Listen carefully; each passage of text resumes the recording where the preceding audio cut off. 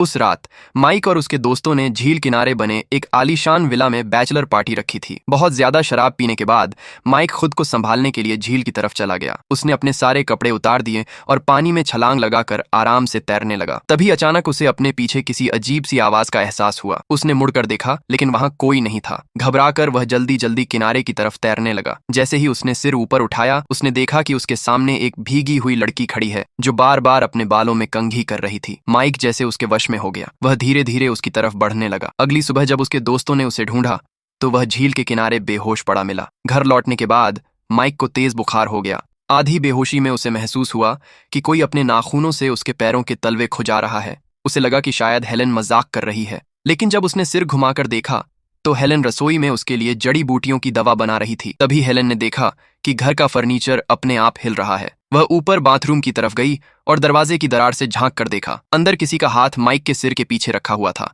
घबराकर वह तुरंत अंदर भागी, लेकिन वहां सब कुछ गायब हो चुका था। सिर्फ बाथटब में एक लकड़ी की कंघी पड़ी थी। जैसे ही उसने उसे उठाने के लिए हाथ बढ़ाया, अचानक एक हाथ पानी के अंदर से निकला और उसे पकड़कर नीचे खींच लिया। डर के मारे उसकी आंख खुल गई। वह सिर्फ एक डरावना सपना था। अगले दिन माइक स्विमिंग प्रैक्टिस कर रहा था कि अचानक स्विमिंग पूल का पानी उसी झील में बदल गया। डरकर वह तेजी से पानी की सतह पर आया, लेकिन उसने खुद को फिर उसी जगह पाया। वह जान बचाने के लिए पूरी ताकत से किनारे की ओर तैरने लगा। जैसे ही वह किनारे पर पहुंचा, उसकी आंखों के सामने अंधेरा छा गया। बेहोश होने से पहले उसने फिर उसी लड़की को अपने सामने खड़े देखा, जो वही बातें दोहरा रही थी जो उसने पिछली बार कही थीं।